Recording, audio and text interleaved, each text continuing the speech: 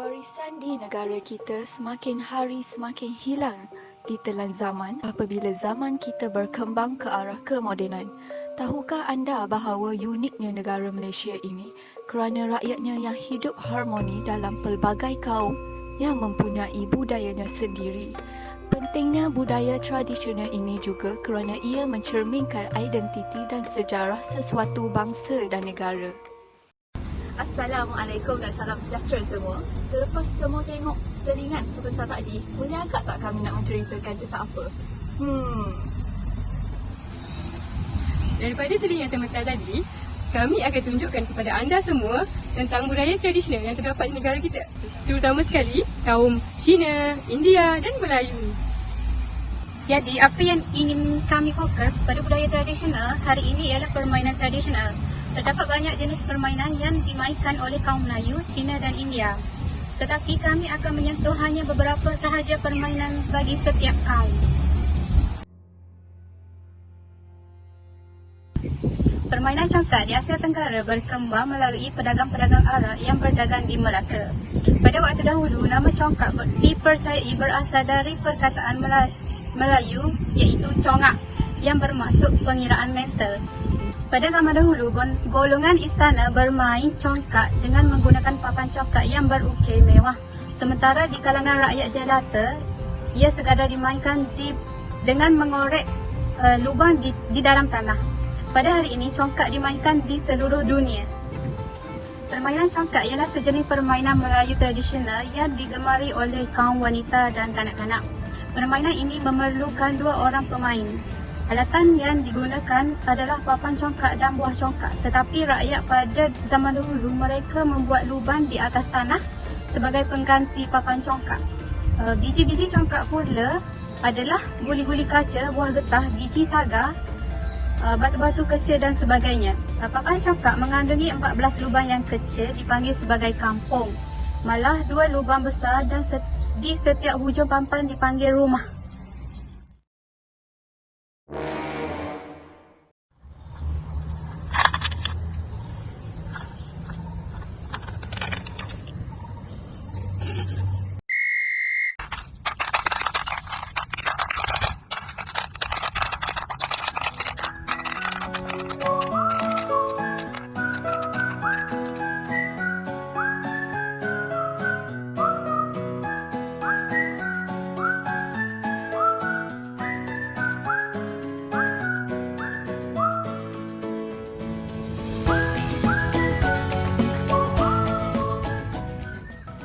Permainan tenteng juga dikenali sebagai ketenteng.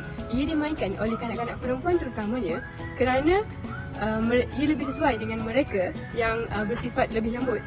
Selain daripada itu, di kampung-kampung gelanggangnya dibuat menggunakan kuju ranting dan menulis garis di atas tanah sahaja. Pertama sekali, undian perlu dijalankan bagi menentukan nombor giliran. Ia akan ditentukan dengan menggunakan kaedah lai-lai tamplong.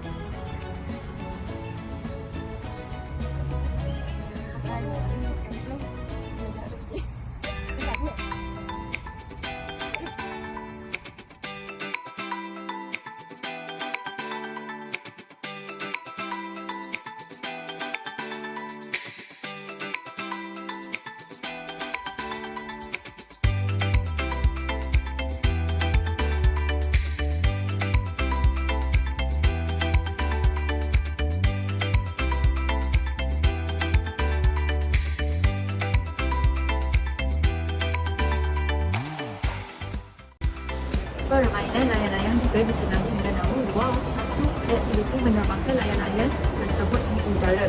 Perkataan wow dikatakan berasal daripada perkataan kerajaan Melayu Patani baik memandangkan negeri seperti Kelantan, Terengganu, Perlis dan Kedah menggunakan perkataan tersebut. Perkataan layang-layang pula digunakan di kebanyakan negeri-negeri seperti di pantai barat dan selatan Semenanjung Malaysia seperti Selangor, Melaka dan Johor. Ini dapat dibuktikan menerusi catatan Tun Sri Lanang yang menyatakan bahawa Raja Ahmad bermain layang-layang bersama pemuda-pemuda serta kerabat raja.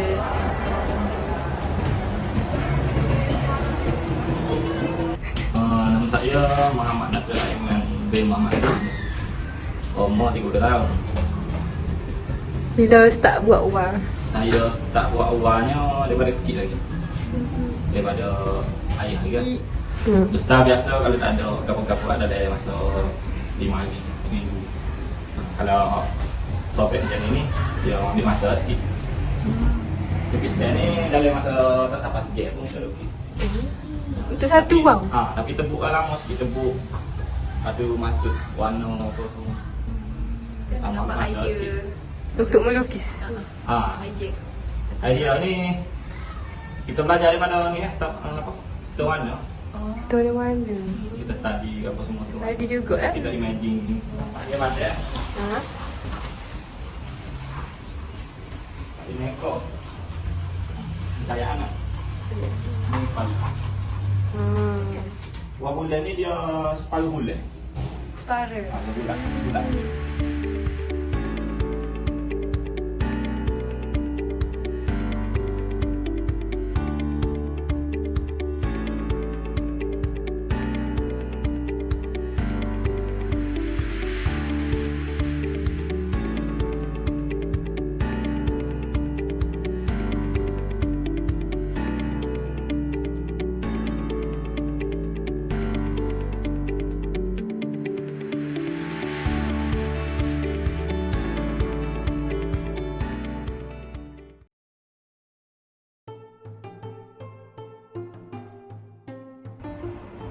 Catur Cina merupakan sebuah permainan papan Cina yang dimainkan oleh 2 orang pemain. Ia dinamakan sebagai Xiangqi. Xiangqi berada dalam keluarga yang sama dengan catur. Xiangqi berbentuk kini berasal dari China. Oleh itu ianya digelar sebagai catur Cina. Permainan ini dapati telah mula dimainkan seawal abad ke-4 selepas Masihi di China. Xiangqi merupakan salah satu permainan papan yang paling popular di dunia. Ciri-ciri yang unik termasuklah pergerakan unik pau, meriam, peraturan yang melarang panglima seperti raja dalam catur daripada bertemu dalam garisan yang sama, serta sungai dan istana yang menghadkan pergerakan sesetengah buah catur. Saya ialah Suping. Sekarang saya akan ulasan jalanan catur. Ini ialah kuda. Dia jalan jalanan begitu. Selain itu, ini ialah kereta. Dia boleh jalan setiap kali ke depan atau ke tepi sahaja. Ini ialah siang. Dia boleh jalan serong sahaja. Ini ialah ping. Ia boleh jalan satu langkah ke depan sahaja. Ini ialah pau. Ia boleh berjalankan mana-mana tetapi memusnahkan satu catur di bila di depan atau di tepi sahaja. Ini ialah shi. Ia ialah satu catur pelindungan catur king. Ia boleh jalan di kotak ini sahaja. Ini ialah suai. Ia ialah catur king.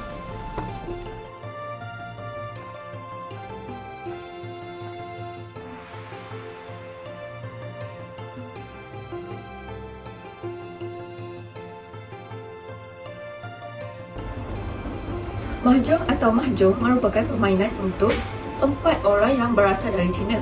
Mahjong membabitkan kemahiran strategi dan pengiraan termasuk juga satu tahap nasib.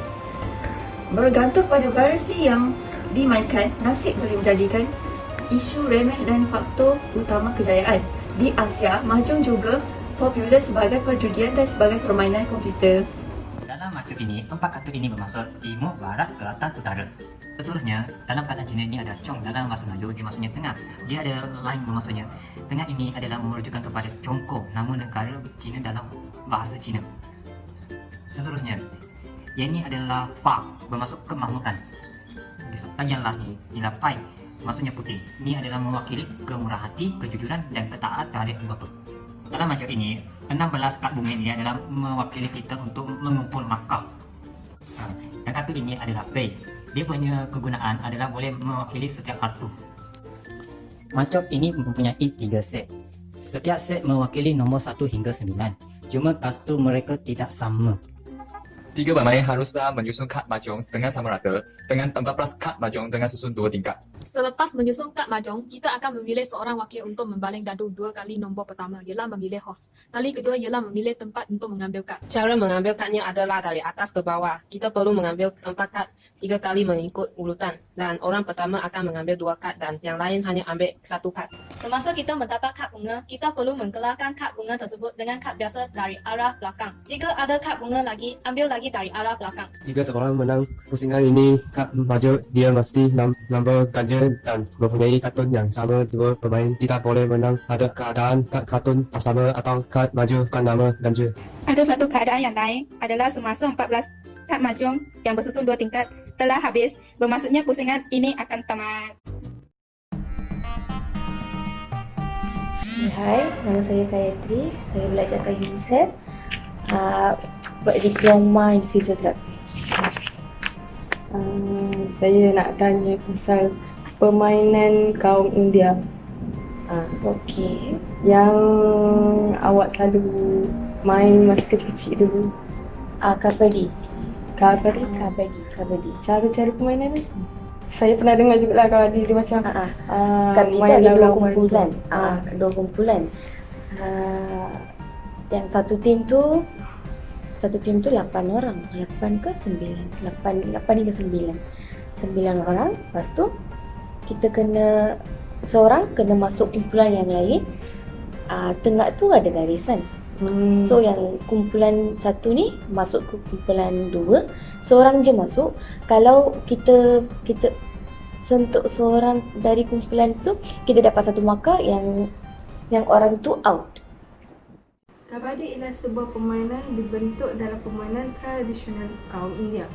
Permainan ini sangat terkenal di Selatan Asia dan juga meluas di Asia Tenggara, Jepun dan Iran. Ia adalah permainan bangsa Bangladesh dan meluas di Tamil Nadu, Arduna British, Punjab dan Maharashtra di India.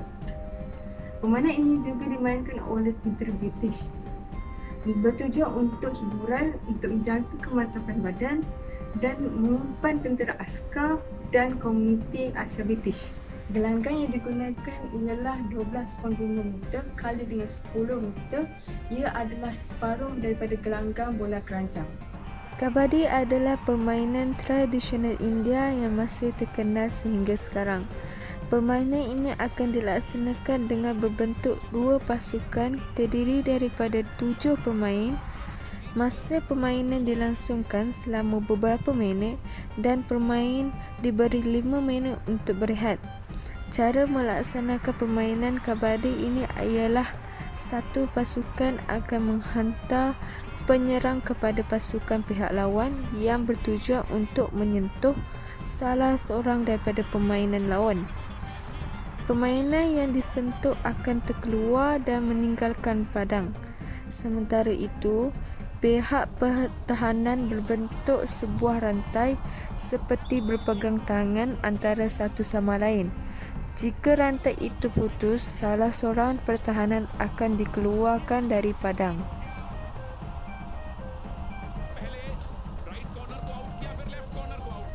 Seperti gambar di atas, ini merupakan permainan kaum tradisional India, iaitu yang bernama Cilampam atau Silampam. Permainan ini berasaskan tongkat, iaitu permainan seni bela pertahankan diri. Untuk pengetahuan, sejarah Silampam diperkenalkan oleh dinasti Chawla dan dinasti Cerah dan raja-raja budaya dari kaum India dan juga India Selatan. Silampam juga mempunyai peraturannya sendiri. Antaranya, pemain hendaklah sentiasa di dalam bulatan sambil bergerak dan juga sambil memegang kayu ketika melakukan serangan terhadap pemain yang lain. Silampam adalah permainan tradisional India yang sangat unik. Seni mempertahankan diri ini telah berkembang di negara China dan Jepun oleh Sami-Sami Buddha. Seni mempertahankan diri ini boleh digunakan dalam festival tertentu di India. Semasa Perang Dunia Kedua, seni silaman telah menjadi popular di tanah Melayu, terutamanya di Pulau Selangor, Kapar dan juga Kelang. Tetapi oleh kerana seni ini dibawa masuk ke Malaya dari negara luar, maka seni ini tidak mendapat pengisytifan dari undang-undang British.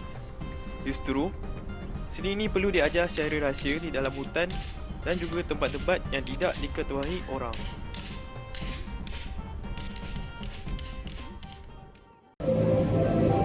Okey, baiklah, setakat ini saja video tentang permainan tradisional bagi kaum Melayu, Cina dan India daripada kami. Semoga anda menikmati video kami. Bye-bye.